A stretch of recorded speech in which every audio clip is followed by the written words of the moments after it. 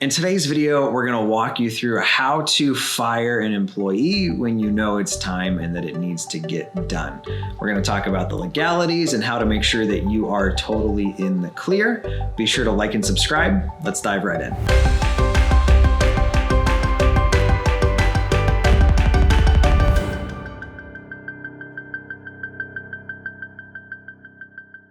I feel like because our previous video was about hiring, unfortunately, your first hire is probably not going to be your best hire. So probably makes sense to talk a little bit about firing. Yeah. One thing that made me feel better about this, Andy Frisella was talking about, he interviews typically 100 people for every one person he hires, which was like, okay, cool. I'm hiring people way too fast. Yeah. I think it's hire slow. And they say the first time you think, should I fire this person, is probably when you should do it. But if you're like me, I don't really love confrontation. I'll admit, I one time had Justin call over the phone and fire an employee he'd never met that didn't work for him. For a business I had nothing to do with. For a business he wasn't involved with because I was too soft to do it. Now, since I've fired people, but I'm going to give an example, and I think you give an example of a time we knew it was time for somebody to go. Okay. And then we can talk about legally the mechanics, how you let somebody go. Sure. So mine was the guy I had Justin fire. I think I originally found him off of Craigslist. The previous video I joked about great hires don't come off Craigslist. And with this particular guy, the issue was just drama. So one of my interview questions, one of my requirements they have to have is reliable transportation. You have to be able to get to work. That feels pretty basic. Mm-hmm. And the guy had a car for his interview. I hired him, and he showed up on an old bicycle. And it was 43 degrees out, slush-covered roads. And I was like, why didn't you bring your car? And he's like, oh, I like the exercise. And I was like, oh, okay. The drama just got to the point that it was how many grandmothers can you have die? Right. I think his second day, he was 3 hours late with no notification, no explanation until he got there of, well, CPS showed up at my house. I'm like, dude. They're going to say his bike chain fell off. No, but so I think kind of in this, going with our hiring video, you really don't want to hire somebody when you really need to hire somebody. Oh, yeah. You don't want to hire just because they have a heartbeat. Mm-hmm. What was one of yours where you knew, it's time, we got to part ways? You want a funny one or a serious one? Let's do both. All right, I got plenty of them. We'll go serious first. Had somebody in a role in one of our businesses that was not built for that role, sales role, and just not a salesperson, unfortunately, and spent a lot of time and energy into this person and was continuously just hoping for the best, and unfortunately didn't work out, and just got to the point where it's costing us money. Where we're losing money every single month because someone's not doing what they're supposed to do. And was he a friend, Justin? Yeah, he might have been. Yeah. So hiring friends is a hard one. It can work really, really well, or it can be horrible. I'm going to share another one for you. I was going to say, I got plenty. Remember when you hired your mother-in-law for our call center? I'm sorry if you're watching this. And I hope she watches this. What did she make it? Was it one phone call, too? She made it through training, and then I think it was day 2 of calls on herself or calls by herself. Yeah. And just had somebody freak out on her and decided it wasn't for her. Which, at least she quit. And you didn't have to tell her it wasn't for her. Oh, yeah. No, she knew immediately, no, I can't handle this. I'm done. Yeah. All right. But as the business owner, I was super glad we paid her to go through training to make it through 20 phone calls. All right. What's your funny one? So one of the funny ones I had was somebody that was being accused of trying to buy and sell drugs in the office between other employees. So Fortunately, this wasn't at one of our companies. No, not yet. Previous company. This was a previous company that we did not own. And this person, it had been told to us by multiple people that she was trying to buy and sell pills, like left and right. And there's always those times where like you fire somebody and it goes great on like our side, because it's never great for the person that's getting fired, unfortunately. But great for us because there's no like real pushback or anything, right? They're just kind of like, okay, I get it. Yeah, they're like, all right, I messed up. Like, all right, it is what it is. I would say though, for people watching this, that like they're thinking of maybe I need to fire somebody, so they found this video. Most of them don't necessarily go like, "Wow, you're right. I was wrong. Let me box my stuff." Right, they can, which we'll talk about. But there are people, especially if you've watched their personality while they work for you, you know it's not going to go very easily. So I had this lady that we had suspected of trying to buy and sell drugs, and came into the office hysterical as soon as we told her that we were letting her go. And typically we wouldn't get involved too much as to the details of everything that was going on, but this one we kind of had to. And she started freaking out crying, unzipped her purse, and dumped literally every single item that was in her purse on my desk. Just shook it out and starts moving everything around. You don't see any drugs here. There's no drugs here. And I was like, well, that's a joint. She's like, well, I got a little bit of weed. But and I was like, okay, we are in a state, which at the time it wasn't legal. You know, everyone still did it. But and in the previous video, we mentioned we don't mind if we were to drug test an employee and they come back for weed. True. It's different when you bring it to the office. True. And this was, again, not one of our businesses, but it was the same thing. Like, they didn't really care as long as you're not using it at the office. But the fact of her saying, see, there's no drugs here, there's nothing, and there's drugs. There's a joint laying on my desk, pretty identifiable. So, yeah, it was. Did you confiscate it? No. All right, you got to go. No, I let her go with it. All right, so let's talk about, like, the legalities, the mechanics. You've got somebody and you know they need to go. Yeah. How do you do it? Yeah. So, I mean, first you want to know, and I would suggest knowing this when you hire somebody, like right off the bat, is, are you an at-will state? So an at-will state is basically, some states are, some states aren't. One that is, for example, is Missouri. One that's not, for example, is California. Completely opposite. So the difference between the two is at will, you can technically fire somebody at any time for any reason. I think without cause. With or without notice, and with or without cause. Yeah. Is, I believe, how it's technically worded. So like Missouri and a lot of the Midwest states have it. So you technically like would not even need to give a reason for firing somebody, and there's no legal recourse that person has.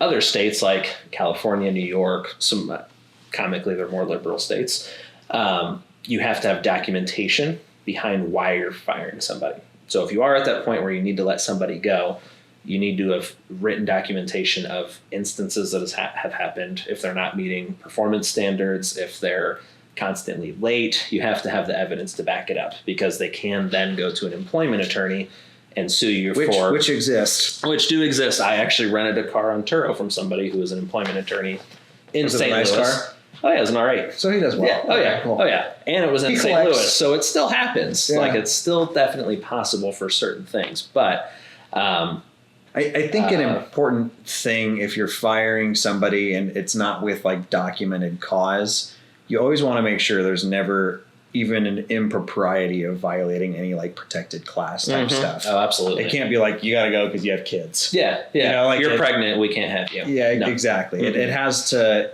you know, you would obviously never let somebody go for any of those reasons, but you need to make sure that that's A, not how they take it, and B, not how it looks. Yep. If you have a white employee that's always 10 minutes late and a black employee that's always late 10 minutes, you can't fire one of them for being late and keep the other. Yeah, like, you have to be uniform. You have to make sure you're dotting the I's, yeah. crossing the T's, and that the policies are just standard all across. Yeah.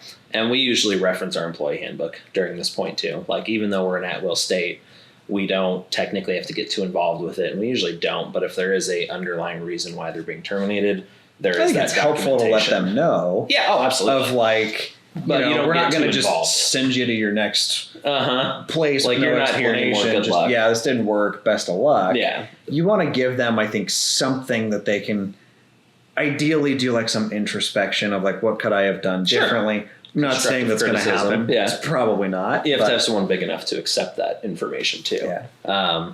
But yeah, making sure, and when you're going over this information, stick to facts, not opinions, not hearsay, not how they made you feel or how they made other people feel. Well, I guess that could be part of it. A fact. It could be a fact, but yeah, stick to facts. I always, when people try and like pry in a time where they're being firing of, well, did they really say this, or who said that, or who did this? Like, just keep it straight, simple of, you're no longer with us. We wish you the best of luck, things like that.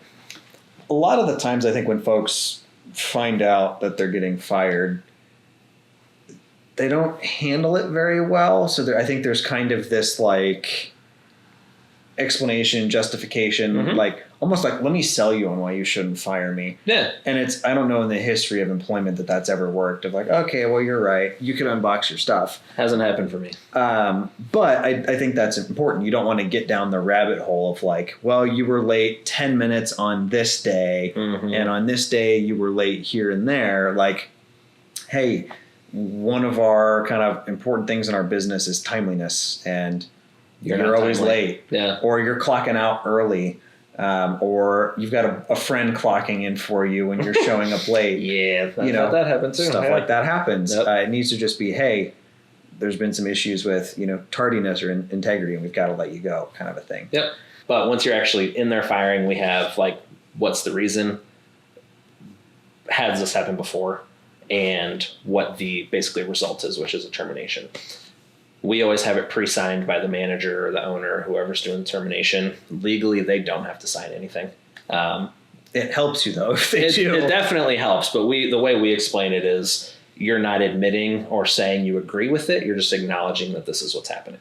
So here's what we've got. Here's why you're being fired. If you could just sign here, and then you have that documentation showing that they understand this is why they're being terminated. I have had people just get up and walk out and refuse to do anything. But anytime you can have that documentation. I've always signed. Maybe I'm just weak. No, I have to. I'm like, all right, whatever. I've been fired like 5 times. Actually, probably more, unfortunately. But so try and get them to sign something. Well, we talked about in our previous video too, like unemployment and things of that nature. You want to make sure you have this stuff documented and in writing. Yep. I had an employee who quit. He was like, hey, I got a job that's going to pay me more money. And he left. And then they fired him. Ooh. And I didn't get any enjoyment out of that because I'm not a sick individual. But then he tried to file for unemployment on me. Yep. And I was like, nah, bro, you quit. I don't have to pay you because what you left me for didn't pan out. That's not how that works. But he contested it, and we had to provide literally the letter he signed stating, I'm taking a job somewhere else for more compensation. That's a huge reason why. I'm quitting. I'm leaving voluntarily. I'm not being laid off, etc. Do we want to talk about that real quick, about what happens when somebody is fired and they file for unemployment? Yeah, absolutely. Cool. So that's a huge, especially if you're a new business owner, a huge misconception is I've had business owners, and I even thought at first that when someone filed for unemployment, I was actively having to pay them for that. That is not the case at all. And unless there's some other states that I don't know about, not the case from what I found. When you fill out and sign up for your unemployment account originally, you're paying money into that with each pay period.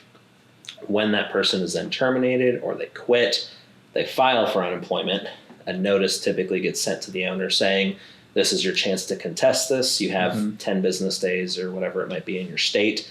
And then from there, you can either choose to accept it or fight it at that point. But that money is not then coming out of your accounts at that point. It's already paid into a separate account, and it comes out of there, and it's a percentage of what they make. So, but it is coming out of that account. You've been setting money aside. Correct, but it's not coming out of your checking bonus account. Money that comes out of your. It's already account. Paid. It's gone. It's done. Right. Yeah. So really, But do you really want them to have it? That's true. The real reason behind fighting it, I guess, is I've had times where someone's just left in terrible circumstances and I wanted to be a jerk, but I just didn't because, people have other things going on, but I've been there. So yeah, that's kind of your time to contest it at that point. That makes sense. Why don't you just pretend you're firing me? Okay. Let's give somebody they need to sit down and have this heart to heart that they've been sweating about all morning. Okay. So I've walked into your office. No, I'm good. I've walked into your office. I've sat down. I'm a little nervous because my boss called me in for a meeting. What does this mean? And it's good that I'm sitting higher than you're going to tower over me. elevate the chair. Yeah. All right, Ryan. We are going to have to let you go today, unfortunately. We've had a consistent issue of you taking longer lunch breaks than you should. It's happened multiple times. We've talked about it. I mean, I know I was signed, like 5 minutes late yesterday, but there was traffic. Yeah, but you've signed multiple pieces of paper showing that you have a problem with coming back from lunch on time at this point, and unfortunately, it just Can I work Saturday to make up for it? Sorry, you're not going to be able to. So we add up the minutes and convert them into days. Comically, this has happened. No, unfortunately, we are just going to have to part ways at this point.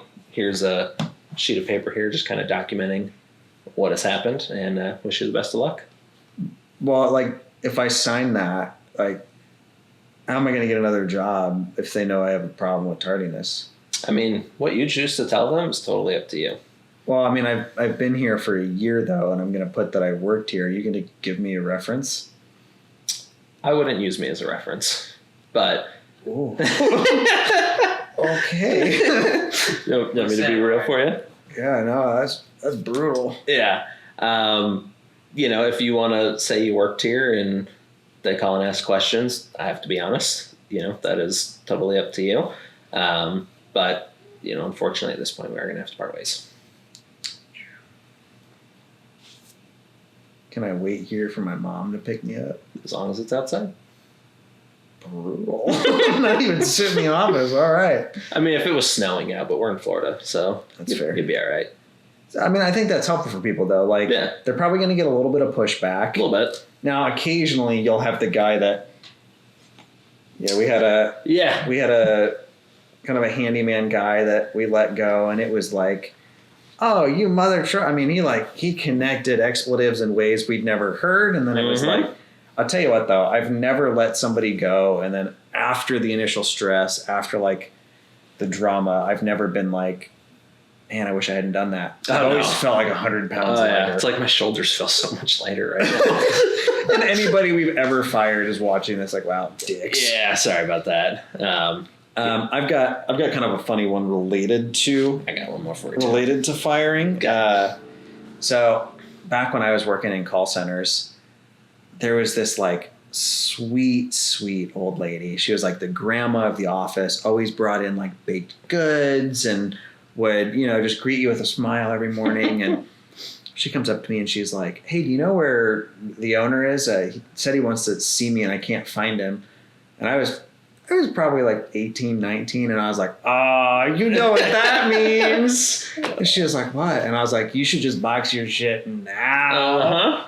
And she was like, what? And I was like, I'm totally just playing. Like, his office is, back around the corner. And 2 minutes later, she walks by with a box of her stuff, just sobbing. And I felt like this big. I had that exact same thing happen to me, but I was the one that got fired. Okay, so you've been on the other side. And the owner, sticks his head out of his office and just goes, and I was like, I think I'm getting fired now. So I went in and he was like, how did you know we were letting her go? And I was like, bro, I swear. I had no clue. I would never, give someone the heads up. And he was like, don't you ever joke about that again.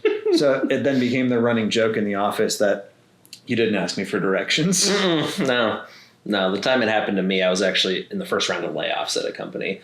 And a group of 20 people, but I had a buddy of mine that was like, good luck getting fired. And I was like, ha, ha, ha, ha. And then he didn't see me again. He goes, oh, bro, I'm so sorry. I didn't know you were really getting fired. Was that when we worked together? No, that was before I got you involved in the soul-sucking industry. Okay. Yeah. We appreciate you hanging out with us, hopefully learning how to hire and fire. Ideally not the same first employee, but learning how the process works and kind of how to do this has been helpful for you. As Justin mentioned, he's hired and fired more people than he can count. If you want to be in business and want to act as a business owner and a leader, it's a skill set that you're going to need to learn and master. And hopefully this kind of gets you started on that path. Thanks for hanging out with us. Talk to you next time.